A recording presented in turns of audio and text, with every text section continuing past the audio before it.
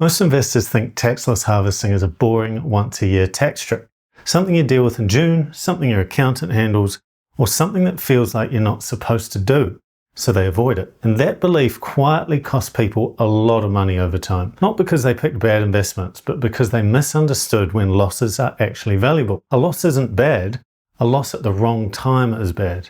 And once you see that distinction, you stop fearing red numbers and start using them properly. Here's the mental shift most investors never make. The goal isn't to avoid losses, the goal is to know when a loss is useful.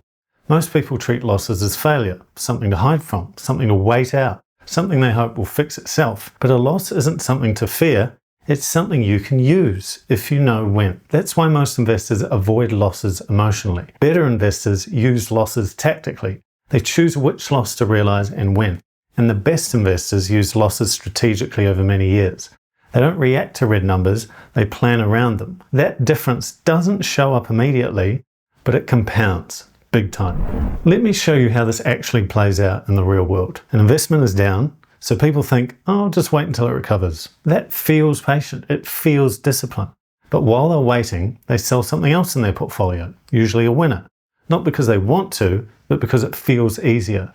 And the moment they do that, they trigger capital gains tax. They don't notice the mistake because nothing explodes, there's no alert, no obvious pain, but something very specific just happened. They kept the weakest asset, they sold the strongest one, and they paid tax unnecessarily.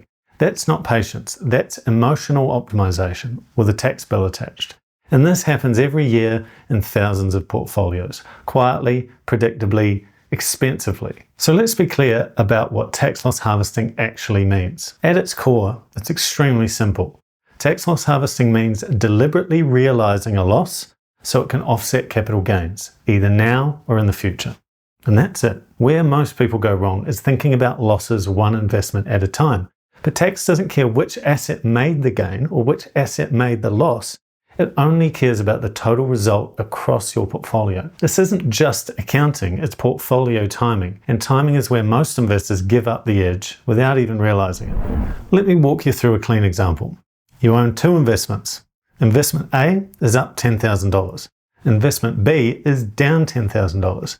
At the portfolio level, they cancel each other out, but tax doesn't look at them at the same time unless you force it to. If you sell investment A by itself, you trigger tax on that gain straight away. That tax is permanent and you don't get it back. But if in the same period you also sell investment B and realize the $10,000 loss, that loss can offset the $10,000 gain. So instead of paying tax, you've neutralized it. Then you choose what to own next.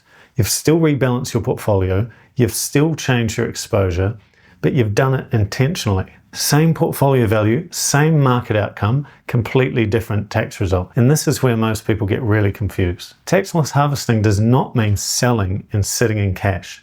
You can realize the loss and reinvest into a similar asset while staying invested.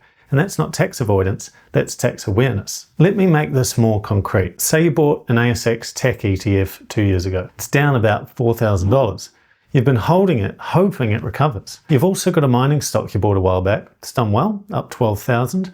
Now you want to reduce your exposure to mining. You're overweight. You've been meaning to sell for months. Most people would just sell the mining stock, bank the profit, feel good about the win, and deal with the tax later. But if in the same period you also sell the ETF and realize the $4,000 loss, that loss can be used to offset part of the mining gain. So instead of paying tax on $12,000, you're paying tax on $8,000. You still sold the mining stock, you still reduced your risk, but you planned the tax outcome before acting. Then you take the ETF proceeds and move them into a different tech exposure. Similar, not identical. You've rebalanced, you've stayed invested, and you've reduced your tax by pairing the decisions. Same outcome in your portfolio, very different outcome on your tax return. How people still screw this up. Now, even when people understand the idea, they still destroy value doing it. The first mistake is the hope trap. I'll just wait until it breaks even. Break even is emotional. The market does not care what price you paid. And every year you wait, you're making a decision whether you realize it or not.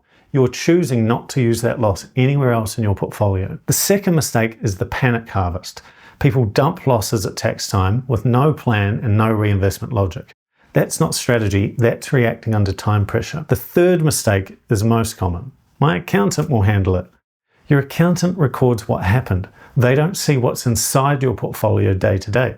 They don't know which assets you're choosing between. You do. And if you don't understand how losses work, you're guessing and hoping someone else cleans it up later. This is how experienced investors think about decisions. They don't ask, is this investment up or down? Because that question leads to one action: sell or don't. Instead, they step back and look at the portfolio as a system. They ask, what is my unrealized gain or loss across the portfolio? If I need to reduce risk, raise cash, or rebalance, what happens if I sell this instead of that? What tax shows up before I trade? Because now they're not choosing between action and inaction, they're choosing between outcomes. Selling first and checking tax later is absolute amateur behavior. When you can see the tax consequences in advance, you gain leverage. You can rebalance, change exposure, or raise cash without guessing. And you start choosing between options, not reacting to numbers. Why this compounds over time. Saving tax once is nice, but using losses intentionally year after year is powerful, because every dollar not paid in tax stays invested. It keeps compounding. And once tax is paid, it's gone. You don't get another chance to compound it. Over long time frames, those small decisions stack up quietly, relentlessly. Small tax decisions applied consistently beat big wins done once. That's how experienced investors think. They don't optimize to feel good today. They optimize to make better decisions.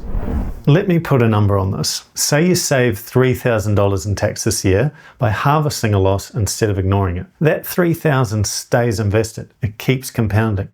At around 7% over 20 years, that's roughly $11,000 from one decision. You didn't pick a better stock, you didn't time the market, you just paid tax later instead of now. Now imagine doing this 3 or 4 times over a decade.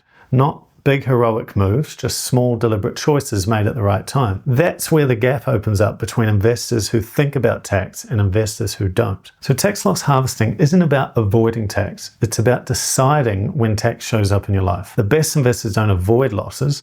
They understand how and when to use them. And once you do, a red number stops being scary and it becomes a choice.